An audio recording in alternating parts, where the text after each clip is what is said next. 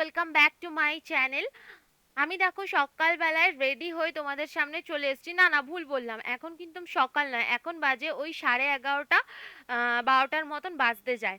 তো আমি দেখো শাড়ি টাড়ি পরে একদম তোমাদের সামনে চলে এসেছি। আমি একটু রেডি হচ্ছি। হ্যাঁ, আমি তোমাদেরকে বলছি আমি কোথায় যাচ্ছি। আমি যাচ্ছি, একটু পুজো দিতে যাচ্ছি।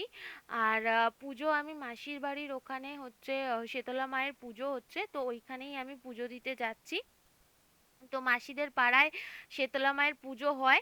আর আমাদের এখানে প্রায় অনেক জায়গা, মানে প্রত্যেকটা গ্রামেই বলতে পারো যে পুজো হয়।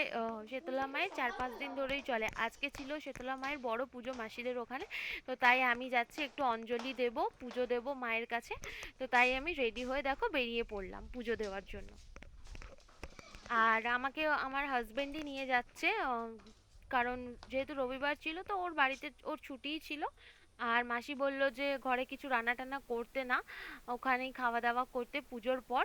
তো যেহেতু রান্না বান্নার কোনো ঝামেলাও নেই, তো বরকে নিয়েই একেবারে চলে এসেছি মাসিদের ওখানে। জগৎপিতা শীতলেন্দু জগদ্ধাত্রী শীতলায় নমো নমঃ।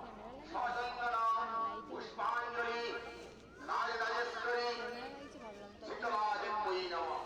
সজন্দনা পুষ্পাঞ্জলি পঞ্চাননায় নমঃ। নির্দিষ্ট পাত্রে বলতাম। গিয়ে দেখি পুজো অলরেডি শুরু হয়ে গেছে, মানে অঞ্জলি অলরেডি শুরু হয়ে গেছে। তো তাই আর দেরি না করে তাড়াতাড়ি দাঁড়িয়ে গেলাম অঞ্জলি দিতে, কারণ ওটাই ছিল লাস্ট অঞ্জলি, মানে হচ্ছিল এর পরে মানে আর হবে না, কারণ অনেকক্ষণ থেকেই নাকি শুরু হয়েছে অঞ্জলি। তো আমরা গিয়ে পৌঁছেছি সবার লাস্টে আর কি। তো তাই বেশি না দেরি করে তো আগে অঞ্জলিটা দিয়ে দিলাম। আর চলো আমার সাথে সাথে তোমরাও একটু ঠাকুরের দর্শনটা করে নাও। আর এখানে দেখো হোমযজ্ঞ হচ্ছিল, ঠাকুরের অনেক বড় করে হোমযজ্ঞ হচ্ছিল এখানে।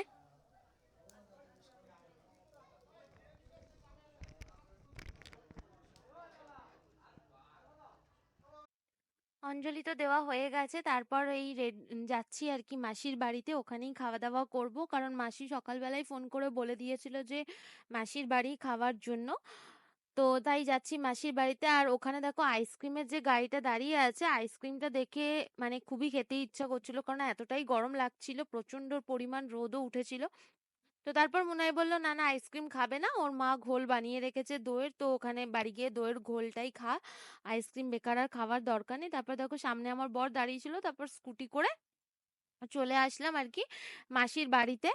আর এসে মাসির বাড়ি এসে দেখি এখানে মাসি লুচি ভাজছে, কারণ মাসিদের ভাত হয়নি, লুচি খাওয়া হবে যেহেতু পুজো হচ্ছিল বলে। তো মাসি তাই রান্না করেছিল অনেক কিছুই, আর এতটাই গরম পড়েছিল, মানে মানে বলার কিছুই নেই, এত গরম। তারপর আয়নার সামনে এসে দেখি মানে মুখটা পুরো ঝলসে গেছে। তাই মানে নিজেকে দেখছি মানে মুখটা মানে রোদের তাপে কতটা পরিমাণ ঝলসে গেছে। তো তারপর মাসি খাবার দিয়ে দিল আমাদেরকে, কারণ খিদেও খুব পেয়ে গেছিল। মাসি করেছে লুচি, আলুর দম, ছোলার ডাল, আর কি বলে ওটা, ওই সুজির পায়েস করেছিল। তো সুজির পায়েসটা আর খাওয়া হয়নি, ফ্রিজে রেখে দিয়েছিলাম, তারপর ভুলে গেছি খেতে। তারপর বিকালবেলা চলে গেলাম মাসির সাথে ওই প্রসাদের ওখানে, যেখানে প্রসাদ দেওয়া হবে। তো এখানে জানো তো সবাই মিলে এরকম ভাবে বসে, বসার পর প্রসাদ দেয় আর কি সবাইকে একসাথে।